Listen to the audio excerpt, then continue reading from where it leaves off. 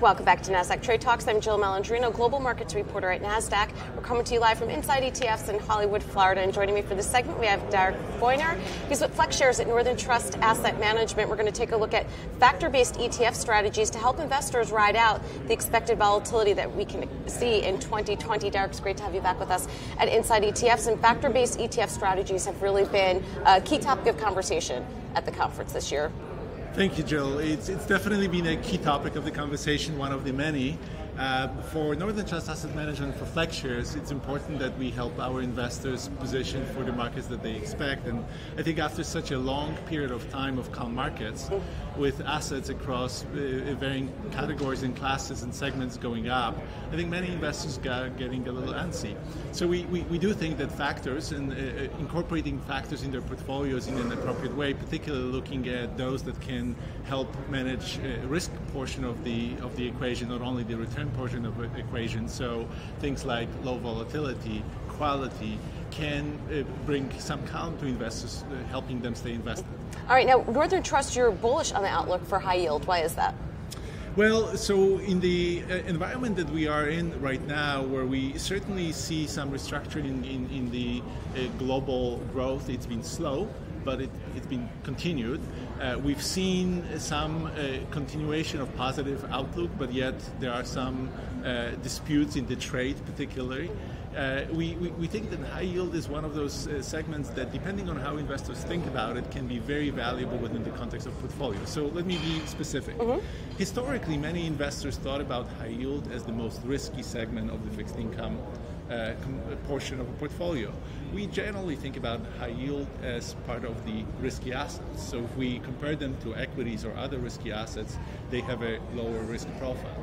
At the same time, they still generate yield, and yield within the context of fixed income over the long term, not short term, but long term, is probably the best predictor of return. So overall, when you combine the environment that is still relatively oriented towards growth with relatively low default rates, high yield is in that context very attractive. So we think that it can be a diversifier to investors who want to include high yield in the risky asset component of a portfolio. It can also help investors who seek to generate income in the environment of low interest rates. And you're also looking to diversify portfolios through global infrastructure and also global real estate.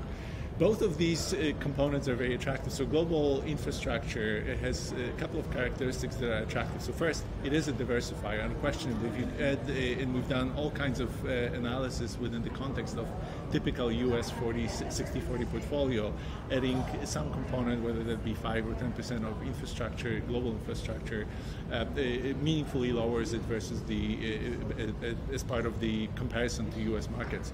Secondly, infrastructure assets also help generate yield, which in today's environment many investors seek.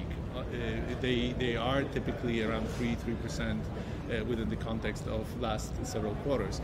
Also, finally, and that it's an important component, with the expectations of, particularly within the developed markets in the US, of investments that might be going in the sectors that are new sectors within the infrastructure, such as wireless transmission centers or data centers, that may be attractive component as well. All right, now you also offer 2 ESG funds. ESG, a very hot topic also inside ETFs. Do you have to sacrifice performance for sustainable investing? Well, the answer is no if you do it right. I think that there are, in early days when social components were part of a consideration for investors, many investors were looking at either exclusion or inclusion.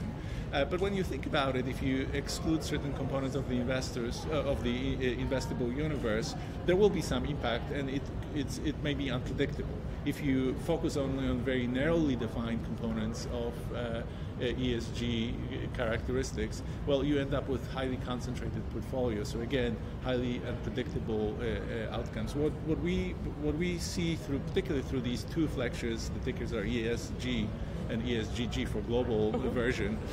We look at integrating the environmental, social, and governance components. It is clear for us that good governance helps performance over the long term. We do recognize that companies that subscribe to UN principles have a better chance over the long term, but we also know that we don't want to do it in a way that departs meaningfully from country or sector allocation, other than for some of the excluded names that are really the worst offenders. Yeah, so it sounds like FlexShares may have been into ESG earlier than others. The fact that you got ESG as a ticker, I mean, well, Northern Trust Asset Management has been really working with particularly our institutional clients over the past decade on various ESG strategies. So as a global asset manager with close to $1 trillion of assets, we have a very meaningful portion of assets managed according to ESG principles, predominantly for institutional clients. But now through FlexShares, some of these strategies are available to intermediaries in the U.S. All right, Darek, great to see you. Thanks for joining us. Thank you, Jill. And thanks for joining me on